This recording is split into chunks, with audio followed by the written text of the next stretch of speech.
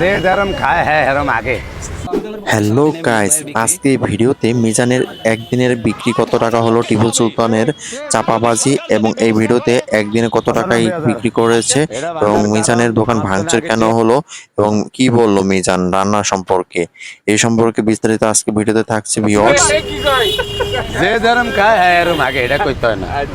তো মিজান ভাই দেখতে পাচ্ছেন তার রান্না সম্পর্কে কিছু বলো না, এখন করানো হচ্ছে তার একদিনের পুরো টাকা কত টাকা বিক্রি করেছে এবং গাইস কত টাকা বিক্রি হয়েছে তা শেষে ভিডিওতে দেখিয়ে দিব।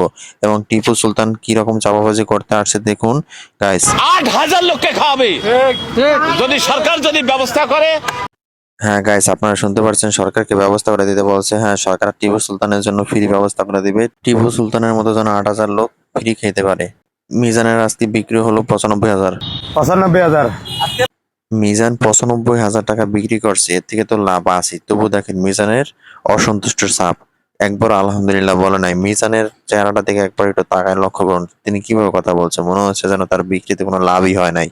এটা ভাঙ্গার কারণ আমার তো না আগে টিয়া চাইছিল, আমি এসব গাইস, মিজানের দোকান ভাঙচুর করে লুটপাট করেছে কারণ মিজান চাঁদা দিতে রাজি হয় নাই, কিন্তু এটা একটা মিজান ভালো কাজ করেছে, তিনি ব্যবসা করছে, চাঁদা দিবে কেন?